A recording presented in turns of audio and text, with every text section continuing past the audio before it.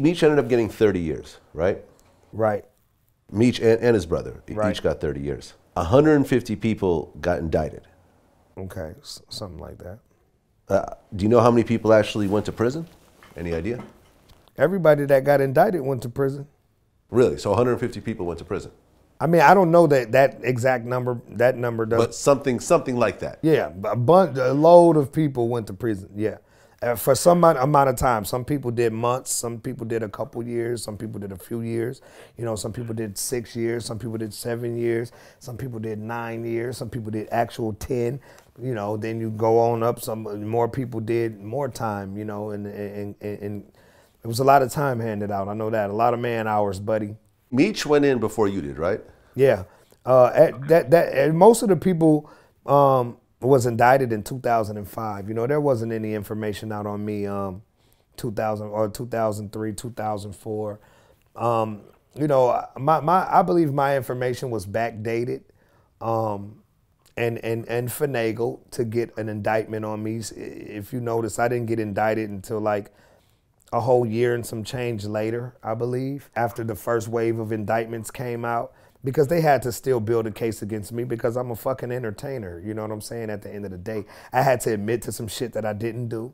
You know what I'm saying? Just so I can go ahead and get my admission of guilt in a timely manner. All of these things play a part in sentencing. You know what I'm saying? And what, you know, what they offer you.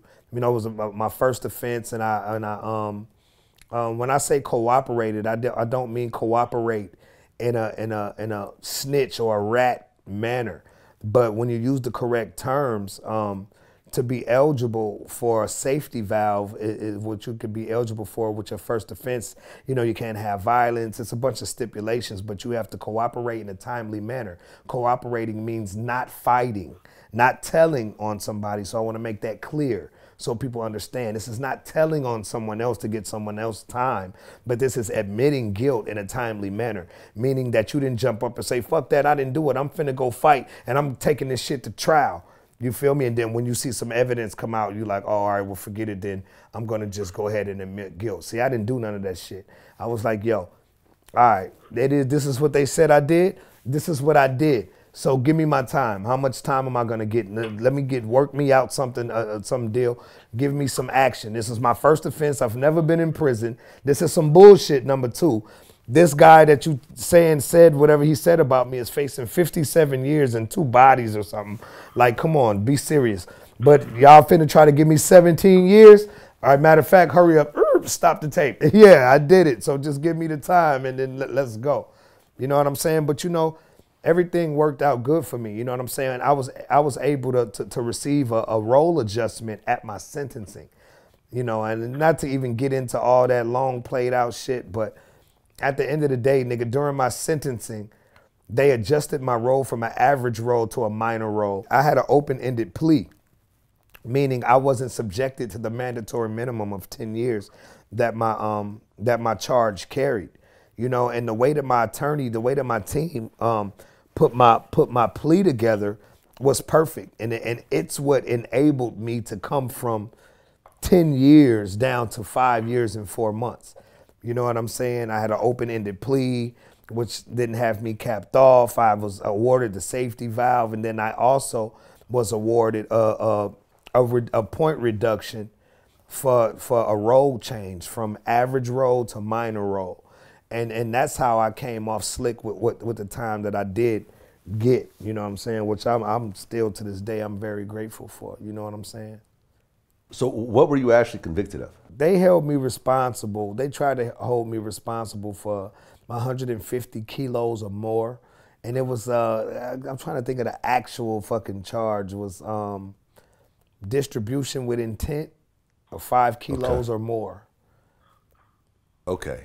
But they had you tied up into 150 kilos. See, they just gave me the max. That's the max amount of drugs that they can charge you with. Like, they're basically like anything over 150, fuck it. But, you know, at the end of the day, I came out of that. You know what I'm saying? They couldn't hold me responsible for that because of where they held me on the family tree. You know, you had the DEA's family tree, and I was somewhere on the bottom of that shit with the drivers and shit.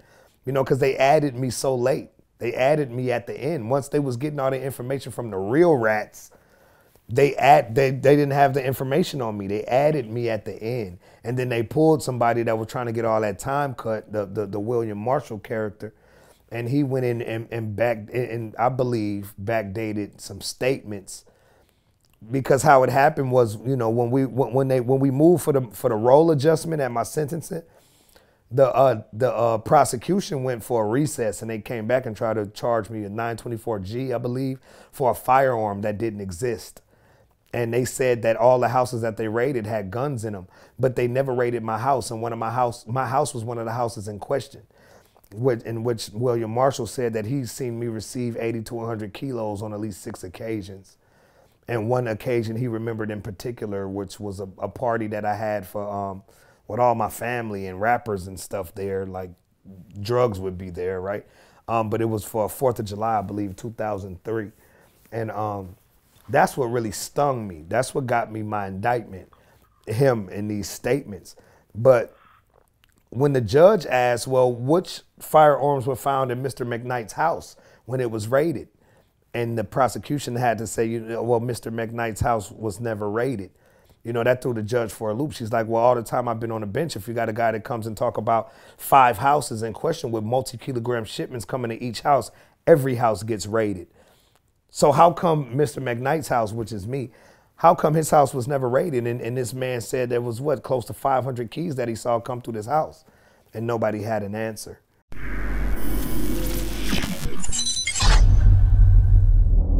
What do you think about Charlemagne comparing, you know, to Pimp a Butterfly and you know, Sugar Free's influence? I heard myself.